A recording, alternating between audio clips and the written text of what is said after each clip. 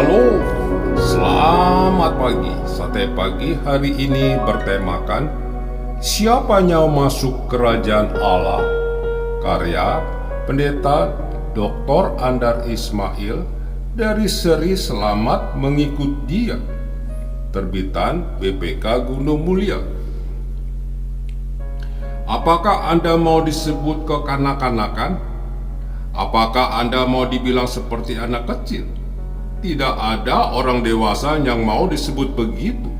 Orang akan merasa tersinggung karena yang kita asosiasikan dengan anak kecil adalah sifat-sifat yang kurang bagus seperti lemah, bodoh, memalukan, tidak tahu apa-apa, belum bisa bertanggung jawab, kurang sopan, omongannya tidak keruan, atau perilakunya konyol lainnya.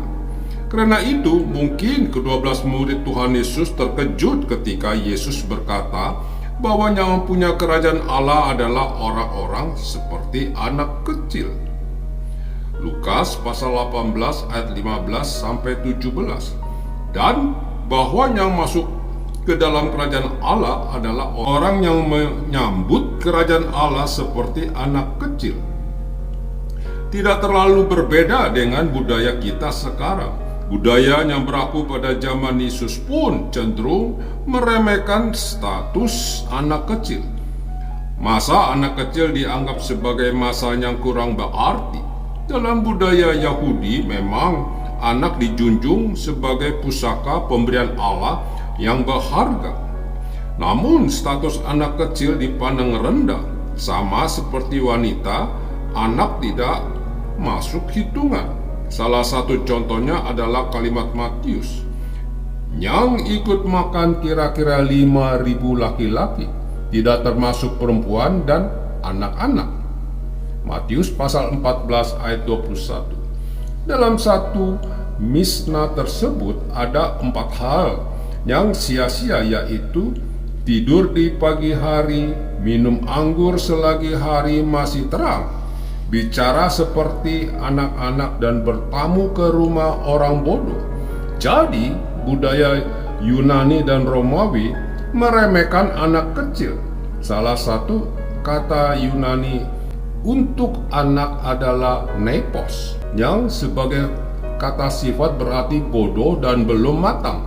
Sedangkan kata untuk anak di kalangan Romawi adalah erudire, dari akar kata rudis yang berarti mentah, belum jadi dan tidak berpengetahuan. Mungkin karena budaya itu pula para murid Tuhan Yesus memarahi orang-orang yang membawa anak kecil ketika Tuhan Yesus sedang mengajar. Tetapi ternyata Tuhan Yesus tidak ikut memarahi orang-orang itu. Ia malah justru berbalik memarahi para murid-muridnya. Markus mencatat ketika Yesus melihat hal itu, ia marah dan berkata, "Biarkan anak-anak itu datang kepadaku, jangan menghalang-halangi mereka, sebab orang-orang yang seperti itu adalah mempunyai kerajaan Allah." Markus pasal 10 ayat 14. Pandangan Yesus terhadap anak kecil begitu berbeda dengan pandangan orang banyak. Pandangan orang banyak itu adalah negatif. Lalu, apakah pandangan Yesus terhadap anak adalah positif? Tidak. Yesus berpandangan realistis. Ia mengakui adanya sifat-sifat buruk pada anak. Hal ini tampak dalam ucapan di Matius pasal 11 ayat 16 dan 19 dan Lukas pasal 7 ayat 31 sampai dengan 35. Namun Yesus pun melihat sifat-sifat baik pada anak kecil yang patut ditiru oleh orang dewasa, yaitu sifat polos, mau diajar, mau diberitahu, dan mau diatur. Padahal sebaliknya orang dewasa cenderung untuk berpretensi dan merasa diri tahu. Karena itu kehadiran anak-anak dimanfaatkan oleh Yesus sebagai ilustrasi pengajarannya.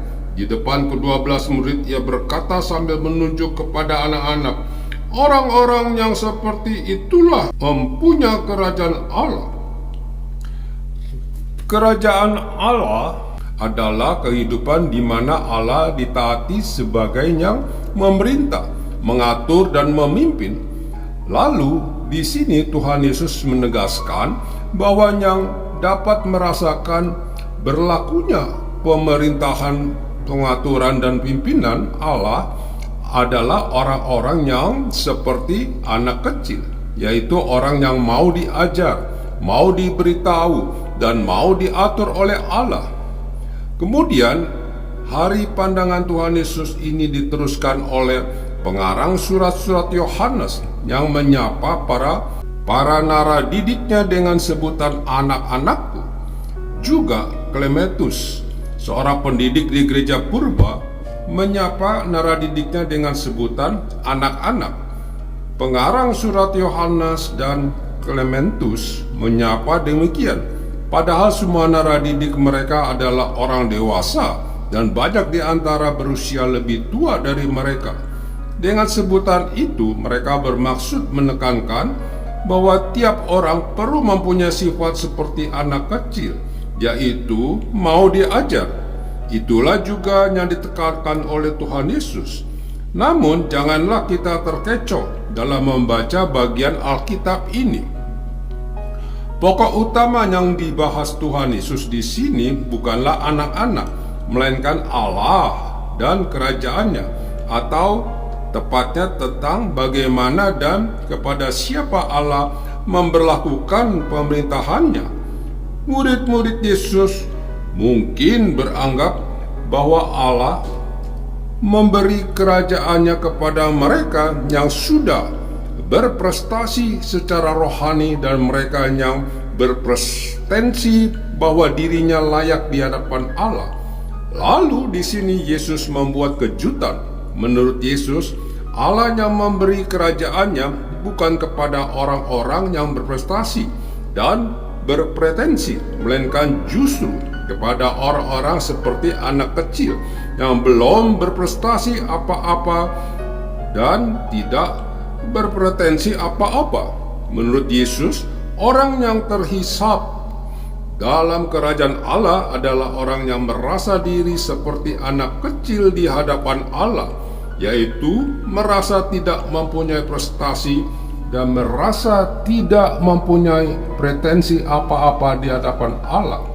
Dalam rangka itulah Tuhan Yesus berucap dalam khotbah di bukit, "Berbahagialah orang yang miskin di hadapan Allah, karena merekalah yang mempunyai kerajaan surga."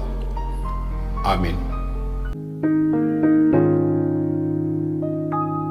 I must have a Savior with me, for I dare not walk alone.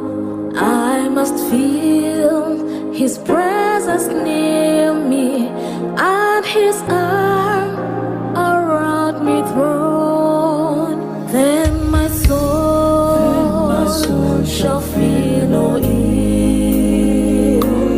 Let Him lead me where He will.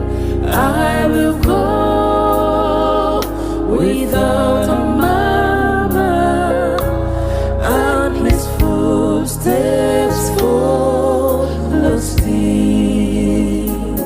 And I must have the Savior with me, for my faith at best is weak. He can whisper words of comfort that no other voice can speak. Then my soul shall feel no ill. Let Him lead me where He will. I will go without a murmur, and His footsteps follow still. I must have the Savior with me in the onward march of life, through the tempest and the sunshine. through the battle